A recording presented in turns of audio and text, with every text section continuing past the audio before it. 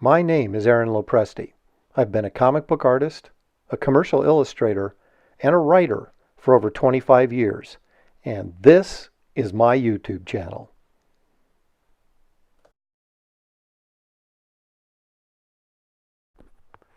As always, thanks for dropping by to check out this video. In this episode, we're going to take a brief look at the history of my sketchbooks over the years, leading right up to my brand new 64-page hardcover, Raw Imagination, which collects the very best of my sketchbook art from over the past 20 years with 30 pages of never-before-published works. The idea of producing sketchbooks got into my head shortly after meeting illustrator William Stout at the 1992 Dragon Con. Bill had a variety of products he was selling, from original art to prints to most notably sketchbooks. His were the first artist sketchbooks I had ever seen, and I would probably have to give him credit for starting the trend. The Image guys had made popular their ashcan editions of their comics, but no one, to my rather limited knowledge, had self-published their own Comic Con sketchbooks before Stout.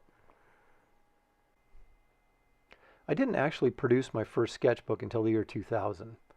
I had spent the first several years of my fledgling comics career trying to make a name for myself, but as my career turned into a roller coaster ride of minor successes and major failures, I started to believe that publishing my own works might be necessary if I was ever going to raise my profile in the industry and achieve my long-term goals as a comic artist and fantasy illustrator.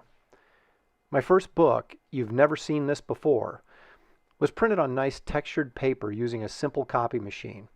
The cover was color laser printed, and my wife and I stapled the books together by hand.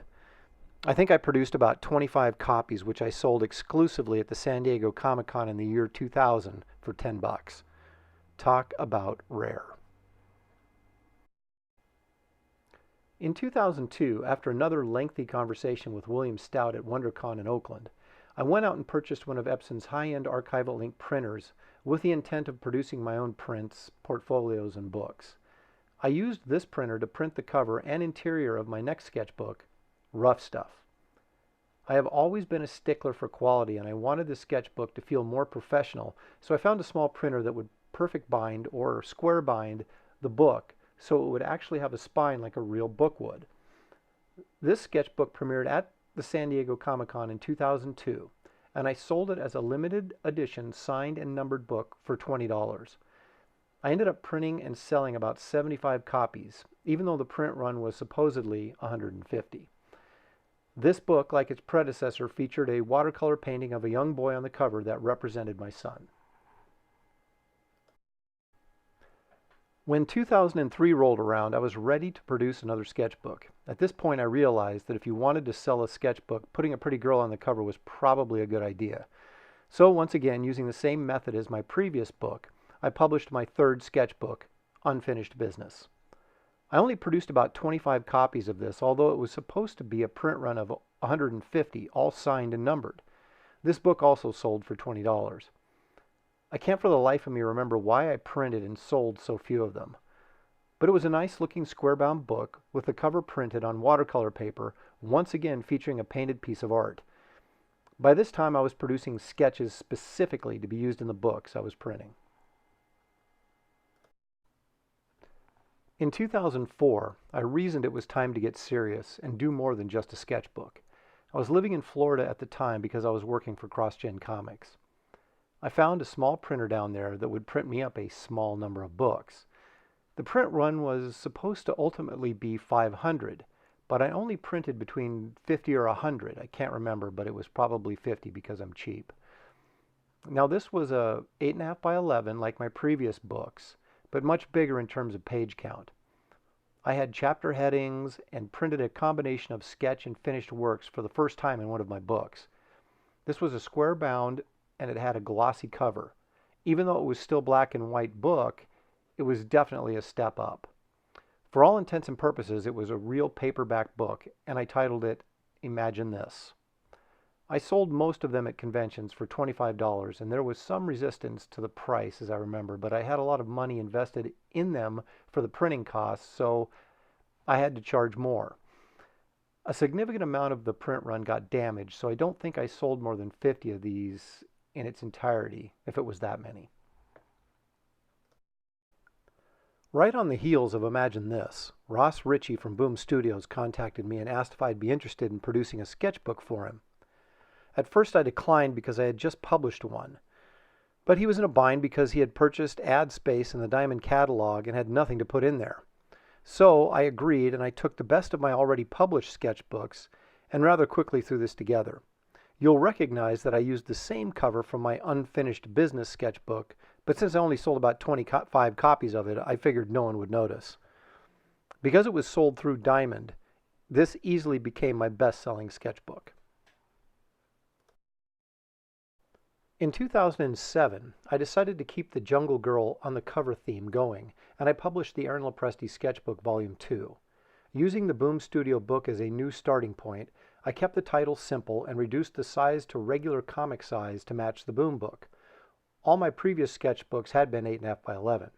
This quickly became my best-selling self-published sketchbook as I sold 150 copies at San Diego Comic-Con alone for $15 apiece. This was not a signed and numbered limited edition book, but I did completely sell out of it, although I don't remember what the print run was. Probably around 300, but don't quote me on that. I've never gone back to press on it. With my next sketchbook, saved from the trash, I went back to my clever book titles, but it kept the comic-sized square-bound model. Because my 2007 book had sold so well, I got courageous with this one, put a UPC code on it, and sold it through Diamond and Amazon. My print run was an ambitious 1,000 copies. Although I sold enough to pay for the large printing bill, it didn't come close to the popularity of some of my previous efforts. Want to guess why? I abandoned the bikini-clad jungle girl for a goofy swamp monster on the cover. I was really trying to move away from what might be considered exploitive material for moral reasons, and paid the price. Oddly enough, this was probably my best sketchbook content-wise up to that point.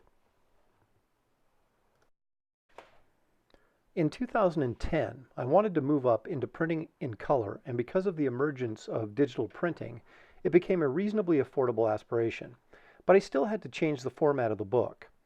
I went smaller to ashcan size, went back to saddle stitching the spine, a fancy term for stapling, and reduced the page count to 24 pages.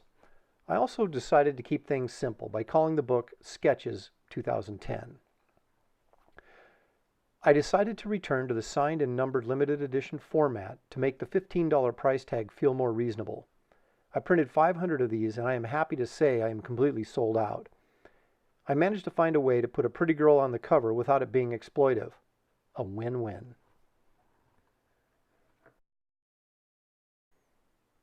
In 2011, for some reason, I decided to go back to black and white and to the clever titles. I also opted to have the book square-bound again, but I kept the ashcan size and the signed and numbered limited edition format. The cover also features the first appearance of Kit Carter. Unfortunately, this book was a disaster from the beginning. The book shipped late from the printer, making me miss a couple of days of selling at San Diego Comic-Con. Even worse, the whole book printed dark, which absolutely infuriated me. And quite frankly, I'm still mad about it. I sold just enough copies to pay for the printing and stashed the rest. I'm reluctant to sell these because I'm not happy with the printing. In fairness, it's not all that bad, but it's not what I wanted, so it feels like a failure. After my 2011 debacle, it took me 2 years before I was ready to tackle another sketchbook. So in 2013, I went back to the 24-page color saddle-stitched format and put Kit Carter back on the cover. I also went back to the simple title, Sketches 2013. Because the popularity of the sketchbook seemed to be waning, I lowered the print run to 300 copies, but kept it a signed and numbered limited edition.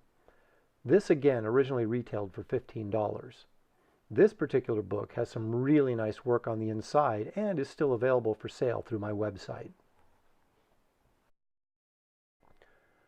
I returned the following year with Sketches 2014. It features characters from my Power Cubed creator-owned book that was being published through Dark Horse Comics at the time. I kept the format the same, as well as the print run of 300 copies. This is another book with some really nice content. All the books from the Sketches series have a lot of superhero pieces mixed with humor and fantasy art. I still have some copies available of this as well. In 2016, I published what I thought would probably be my last sketchbook, at least in the ashcan saddle-stitched format. I just wasn't sure if the audience was still there for these pamphlet-sized sketchbooks. With this one, I tried something different. The entire book, with the exception of 2 pieces, are all portraits of villains, so I decided to call the book Illegal because it seemed to fit better. The majority are Batman villains with a few Superman nemesis in there along with a couple of Marvel bad guys. This book is also limited to just 300 copies, and I still have some available for order through my website. Well, despite my swearing off sketchbooks, I decided this past summer to do something bold. I determined to publish a 64-page, full-color, hardcover sketchbook celebrating the last 20 years of my sketchbooks. The sketchbook to end all sketchbooks. I took the very best pieces from my previous books, as well as adding 30 pages of new material to complete this final collection. It is a signed and numbered, limited to 750 copies edition that is only available directly through me. Again, this is a good-sized 8 by 10-inch hardcover. I couldn't be happier with the finished product. The printing is top-notch, and the content is memorable. Here are a couple of preview pages from the book. I finally put together my first book that really shows off my love for fantasy illustration and has put me on the road I've always wanted to travel as an artist and a publisher. This book is available through my website or by contacting me directly through email or one of my social media platforms. The book sells for $25 and comes signed and numbered. I'm also offering a version with an original head sketch in the book for $45. If you're interested in getting one of these, please contact me. I would like to mention before I end the history of my sketchbooks that these 4 sketchbooks are available at a discounted rate as an extra incentive through my IndieGoGo Garbage Man campaign. If you have backed the campaign already but want these books, you can go there and order them separately, or if you haven't backed yet, you can go there and combine the sketchbooks with a Garbage Man book. Thanks for joining me for this video. I have extended the deadline on my Garbage Man IndieGoGo campaign to give more people who are just finding out about it a chance to back. Please follow the link in the description of this video to check out the campaign. As always, I appreciate you stopping by, and I hope you'll hit the like button and subscribe on your way out. See you soon.